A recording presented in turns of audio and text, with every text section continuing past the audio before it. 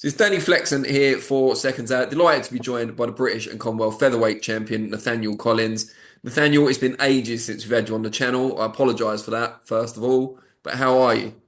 Yeah, not too bad. Just getting back to business, back full training and buzzing for it. Yeah, so with that in mind, we obviously haven't seen you in the ring since May, but there's a very good reason for that. Just 10 days after your last fight, in which you captured the EBU Silver Championship against Francisco Grandelli, you had a bit of an issue at home that forced you to be taken into hospital. Just if you want to take up the story from there. Yeah, so get back after that fight from London. Had a week where I was just chilling. I was back in the gym. I was doing some like high roxy stuff, and then back eating good. And just one day, I just started getting bad stomach pains, and like I didn't think anything of it. It was only a couple of days after, and I was just feeling sick, feeling bad, and then nothing happened from it. And then a couple of days after that, I just couldn't move, really, really bad pain. So ended up having to get ambulanced in, and it had, I think I was in for like a day before they figured out really what it was. And it was a twisted bowel. So as soon as they found out, I had to basically instantly go to surgery and get emergency surgery, which took like 8 hours. And then yeah, it was just a bit of a mad one, but um, thankfully everything happens for a reason. I'm still here, back better now and back on the right path. Did they manage to tell you later on what actually caused the twisted bowel? So when I was born, I had something called gastroschisis, which is when you're born with no basically skin where your stomach is. So when I was born, all my intestines and stuff was outside my body. So when that got put back into my body and basically got closed back up as I've grown. That's all got like scar tissue and kind of trauma for that. So when people's intestines normally work, it's smooth and they rub against each other, but mine's were all like kind of sticky and knotted together. So it could have happened at any time, and it just happened to be at that time. So So there were no warning signs. You'd never had any kind of stomach issues before. nah, which is weird because the surgeons were saying like, because you've had that as a baby, you should have had somebody saying to you like this could happen, this might happen, but nobody had ever said anything and nothing had ever came from it. So Wow. What was the recovery like? Because obviously, as you said, you're only just getting back into boxing training now. yeah, it was tough. Like it's weird going for because I was probably, I would say, in the best condition I've ever been in and felt the best I've ever felt in that camp and throughout. So after that, like I couldn't walk about, I basically couldn't do anything. So I was like sleeping downstairs. My missus Anna was kind of taking care of me, and then I wasn't allowed to lift the baby. I wasn't allowed to lift anything. They says like you're not allowed to go back to heavy weights. You're not allowed to go back to do anything in case you get hernias. So it was just weird, like not doing anything. So the first thing I was allowed to go back and do was run, like light running and cycling. So um, in true fashion, when I got back to light running, I ended up doing an ultra marathon like 10 weeks after the surgery or 12 weeks after the surgery. So Wow. don't know if that was the best idea, but what Maybe the like box like mentally, emotionally, it was probably a good idea. just something that I needed to get back and I go like you are still durable, you are still the same guy, and like you're saying, mentally and psychologically, I needed to kind of break a barrier of something because I wasn't allowed to box. So How do you feel now you're just starting to get back into it? Do you feel like you've lost anything, not through the surgery necessarily, but the inactivity, or are you right back to where you were? nah, mate, genuinely, like I've been back sparring now. I got a second surgery on my nose after getting it broke in the Grandelli fight, so that was only like 7 weeks ago or something. I got that, so I wasn't allowed to spar or whatever for 6 weeks, or not even spar. I wasn't allowed to do anything again for 6 weeks, so that's kind of knocked me back. But then I've been back like 3, 4 weeks now, and been back sparring Reagan Glacken in the gym, and Dean Sutherland's with us, and do you know what? I know it's going to sound stupid, but I feel like almost better than I was before. Like boxing, technical boxing. I'm not fitter, obviously. I'm not in the same shape I was in, but technically, I feel like still sharp.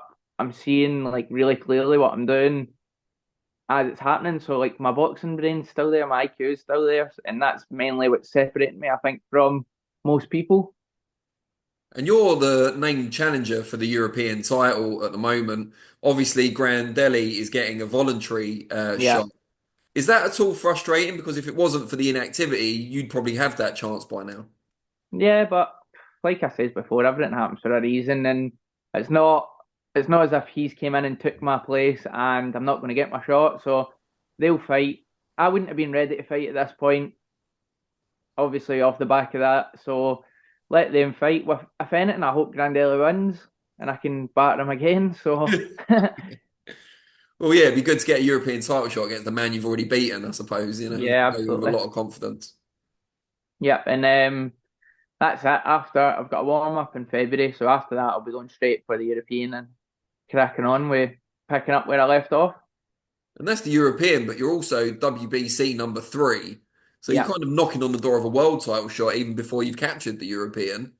yeah, Champion in that organisation's Brandon Figueroa. What do yeah. you make of him, and how far do you consider yourself from competing at that level? I don't think I would take that fight next as well.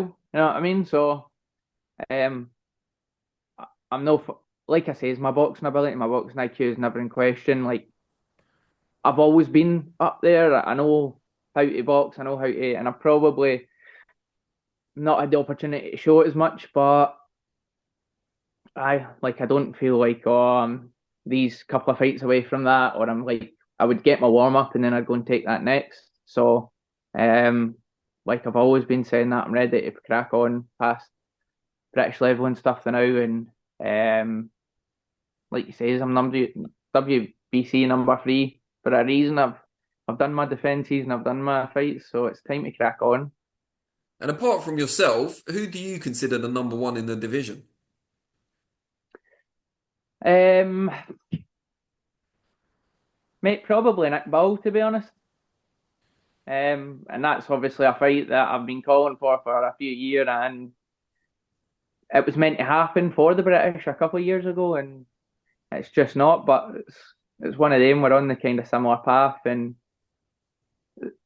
he's he's the guy that's beating the guys now. So still a fight I want, still a fight I'd love to get involved in, and it would be massive for the UK. You'd imagine a pretty easy fight to make as well. You both obviously associated with Queensbury. The money's there. Nick Ball now a bit of a star ticket seller in Liverpool as well, headliner. Yeah, Could happen, you would think, soon. should happen, should happen. Let's see what happens after this European fight. Yeah, so you've got your warm up in February, then you'll have a European title shot. As far as Yeah, we're aware, Nick Ball's going to be defending his title again in Liverpool in March. yeah. I'm not sure if I'm allowed to say who against just yet, but um, well, I can because I didn't get it from Warren. So apparently, rumours are he's going to be facing TJ Doheny, who we last saw against Naoya Inoue. So Yeah. it could be the biggest challenge Ball's had so far. What do you make of that fight? Ah,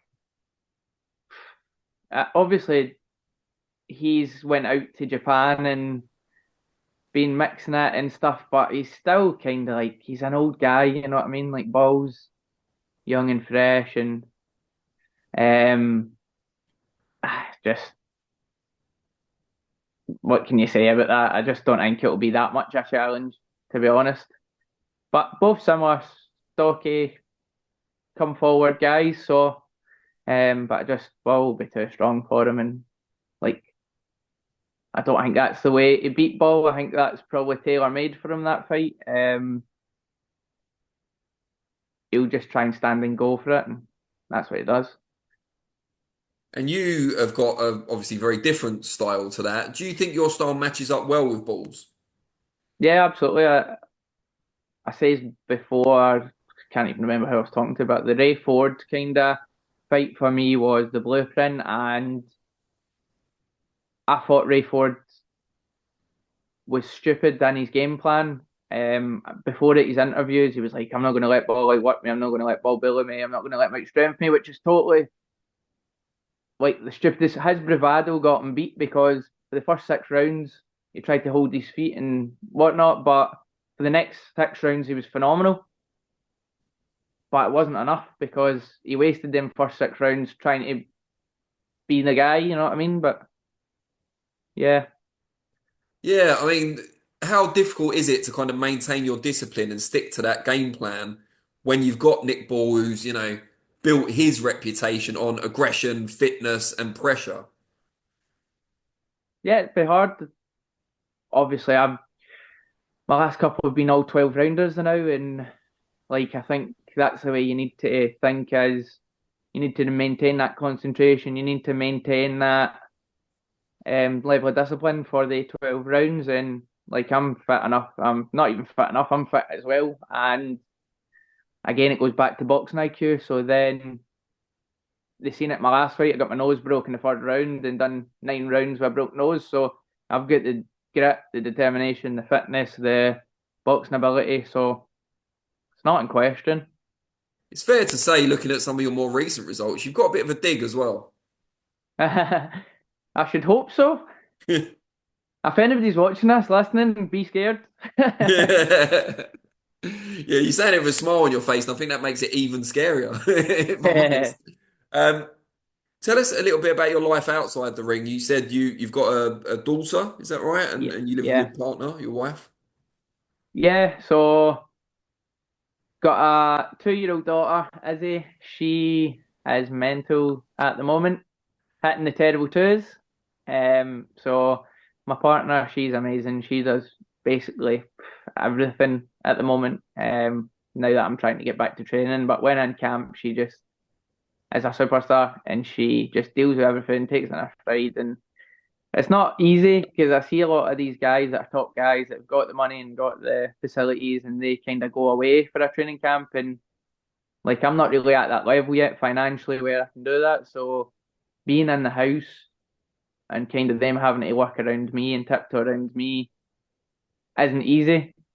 Um, and obviously, people probably look and think, oh, you're a British champion, you're this and you're that. But I don't think people understand the money that's involved in boxing, or the money that's not involved in boxing, should I say, unless you're up at the top level. So yeah, that and going on the like the surgery and stuff like that, not working, not really making an income has been a tough one. So What do you kind of get up to when you're not in the gym or in the ring? what like as a hobby? Yeah, like a social life. Yeah. What do you do in your spare time? Nothing, mate. The gym that we all train in is my gym, so out with like my own training in the gym. I'm in the gym with people doing like high rock stuff, or like my other hobbies, high rocks. So it's like both all gym related stuff, and then when I come home, like to unwind, I'll play the PlayStation or something. But much to my missus's demise. Yeah, yeah, I'm sure she loves that. Um, so when you said February, we should expect to see you back in the ring. I'm in Glasgow, and I'm looking forward to it because it's one of the ones. Shake the cobwebs off, get the demons, unleash the demons, and it's the first time in 2 years since I've won the British that I'll be back in Glasgow. So even though it's not like a big televised event or not a stadium show or whatever, I'm actually like a wee bit excited about it because it means that the people that are always wanting to see me and don't get a chance to come down south or can't afford to come down south or whatever, like it's going to be a big one at home for people. So Oh, great stuff. All right. Well, just before I let you go, and we won't leave it as long next time before we have you back on the channel, but tell people out there how they can find you on social media, kind of keep up to date with what you're doing. yeah, so I'm most active on Instagram. So Nathaniel Collins. What? Nathaniel can't hold his phone. Nathaniel Collins on Instagram or Nate Collins 60 on Twitter.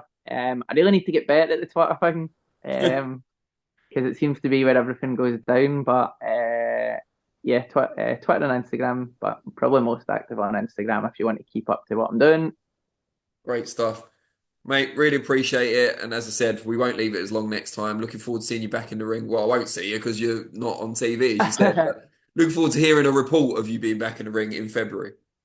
Brilliant, mate. Thank you very much. Cheers, mate. Take care. Thank you.